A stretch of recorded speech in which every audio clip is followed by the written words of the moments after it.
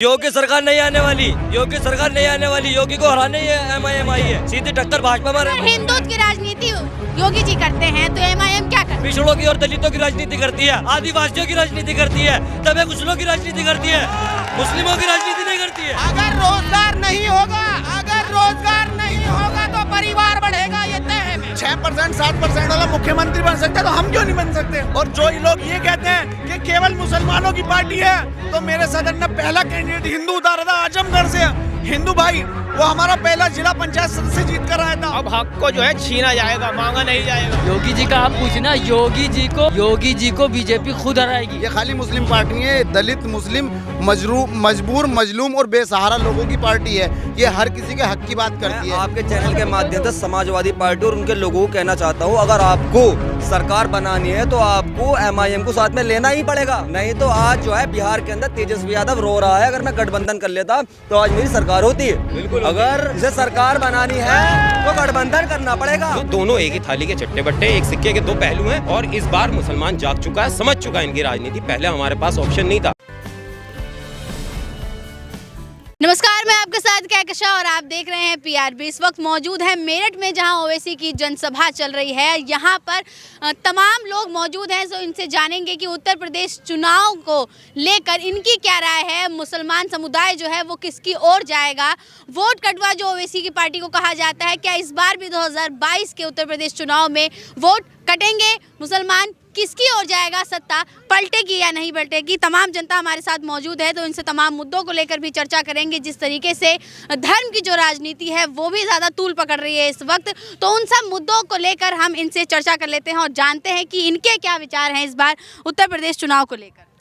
उत्तर प्रदेश चुनाव के अंदर इस बार ओवैसी साहब की एंट्री हो चुकी है, और जो कि एंट्री लोगों के पेट में दर्द कर रही है। सेकुलर पार्टीज जो हैं, जिन्होंने आज तक मुसलमानों के लिए सिर्फ कुछ नहीं किया, वोट लेने का काम किया, और वोट लेकर के सिर्फ उनको जेलों के अंदर ढूंसा गया, या फिर उनके ऊपर मुकदमे चलाए गए, या फिर उनकी ज़मीनों पर कब्जा किया गया। सिर्फ यही काम आज तक सपा बसपा ने किया है और कांग्रेस ने किया। बीजेपी का डर दिखा करके मुसलमानों को अपनी वोट लेते रहे, और उनके लिए कोई भी ना तो सुविधा का काम किया, ना हेल्थ का काम किया, ना एजुकेशन पे काम किया। बीजेपी का क्या काम है? मुसलमानों का खौफ दिखाकर हिंदुओं का वोट लेती है। और समाजवादी और बसपा का क्या काम है? वो हिंदुओं को, मुसलमानों को बीजेपी का खौफ दिखाकर वोट लेती है। जो दोनों एक ही थाली के चट्टे बट्टे, एक सिक्के के दो पहलू हैं। और इस बार मुसलमान जाग चुका है, समझ चुका है इनकी राजनीति। पहले हमारे पास ऑप्शन नहीं था। आज मुलायम सिंह यादव ने कहा था 5 नाग हैं, सपा बसपा कांग्रेस रालोद भाजपा। देखना तुम्हें यह है मुसलमानों कि किसमें जहर कम है। उस टाइम पे हमारे पास ऑप्शन नहीं था, आज हमारे पास ऑप्शन है।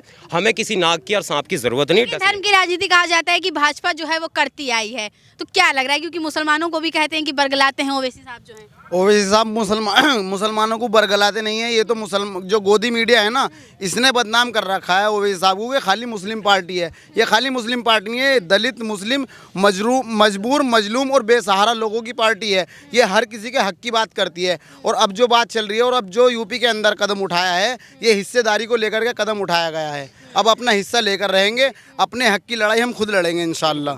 तो क्या लग रहा है? क्योंकि और हमारा गठबंधन नहीं हो रहा है। हाँ। चाचा बिना गठबंधन के जीत पाएंगे क्या ओवैसी साहब? जीत नहीं पाएंगे, इक़्तिदार में तो आएंगे। इसीलिए तो कहा जाता है कि वोट काटते हैं। नहीं, इसीलिए बिना गठबंधन के क्या सपा एक भी सीट जीत पाएगी उत्तर प्रदेश में?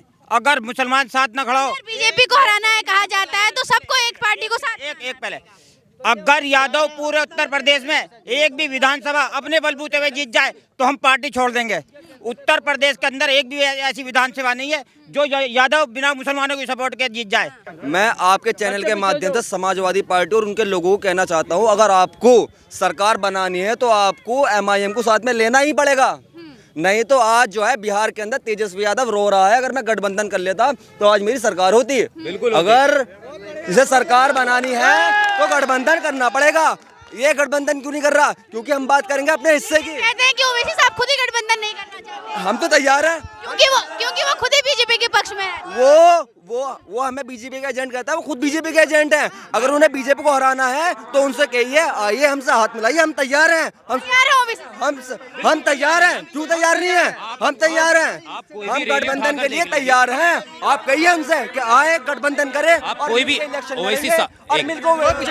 ओवैसी साहब की कोई भी रैली की स्पीच आप उठाकर देख लीजिए, ओवैसी साहब खुली दावत दे रहे हैं कि हम भी यकीनन भाजपा को रोकना चाहते हैं, लेकिन हम ये चाहते हैं कि हम अकेले हम भी कुछ नहीं कर सकते। हम भी चाहते हैं, अभी छोटी पार्टी है यूपी में हमारी, तो इसलिए गठबंधन करना चाहते हैं, लेकिन अखिलेश यादव गठबंधन नहीं करेंगे क्योंकि उन्हें डर है कि अगर मुसलमान ओवैसी साहब के साथ चला गया। मोदी जी जो अभी जो कुछ नए नए कार्य जो कर रहे हैं, अभी काशी में जिस तरह से मंदिर की बात कर रहे हैं, मथुरा में कह रहे हैं मंदिर तोड़ के मस्जिद बनवाई जाएगी।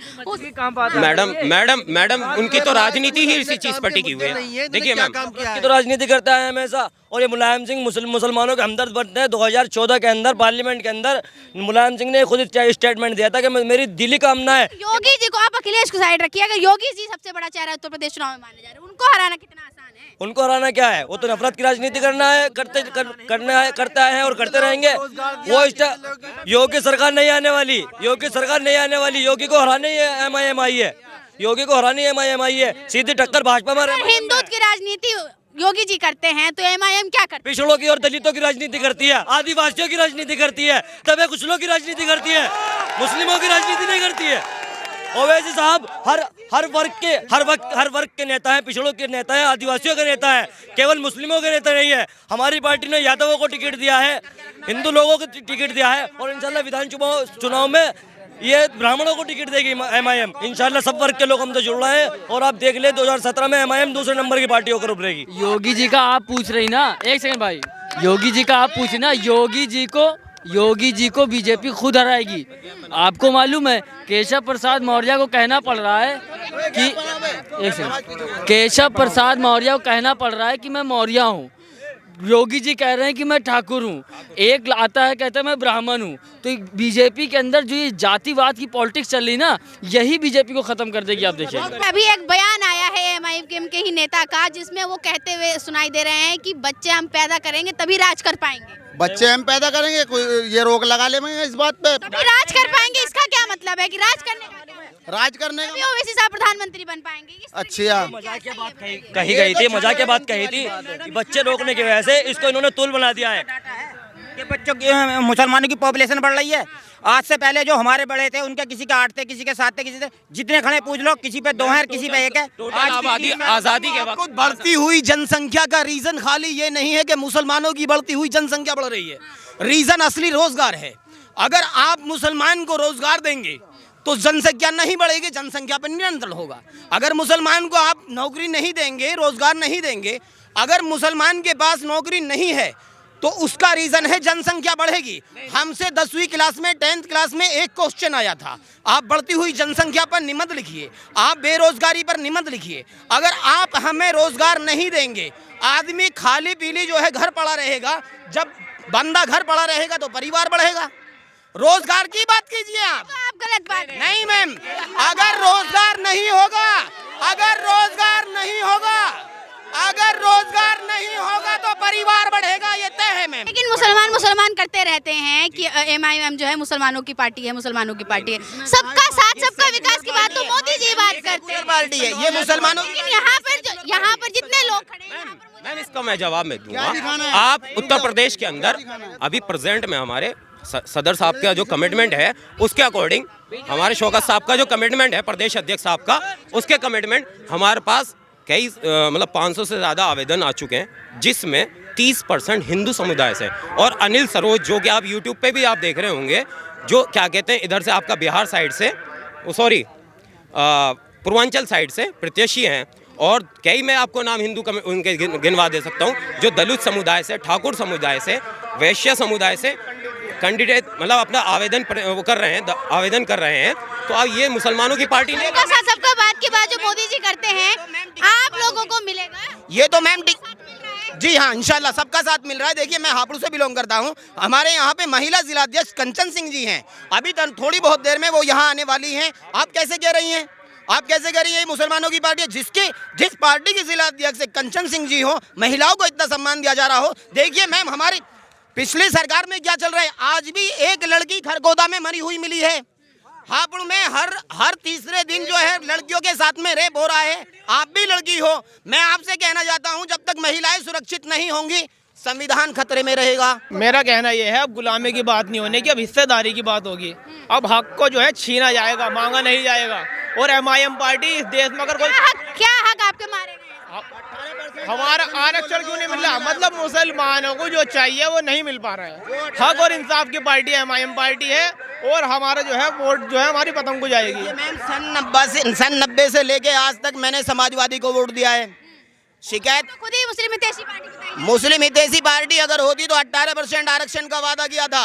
अगर यहाँ पर देखिए, अगर यहाँ पर कोई मुस्लिम गांव है, अगर उस गांव के अंदर 10-20 नौकरी अगर मुसलमानों को मिल जाती तो पूरा गांव एजुकेशन के पीछे भागता, और पूरा गांव अगर एजुकेशन के पीछे भागता तो मुसलमान समझदार हो जाता और बच्चे भी ज्यादा पैदा ना करता।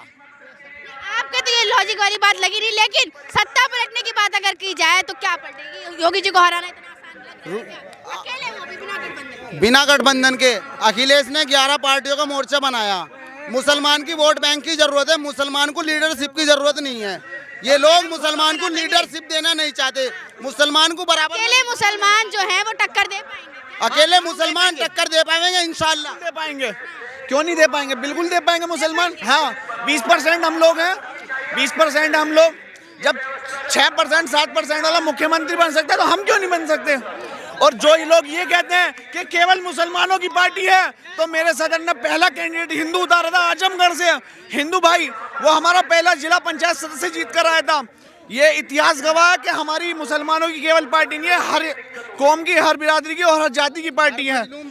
जिसकी जितनी हिस्सेदारी उसकी उतनी साझेदारी, हमारी पार्टी का नारा है ये। बहुत शुक्रिया।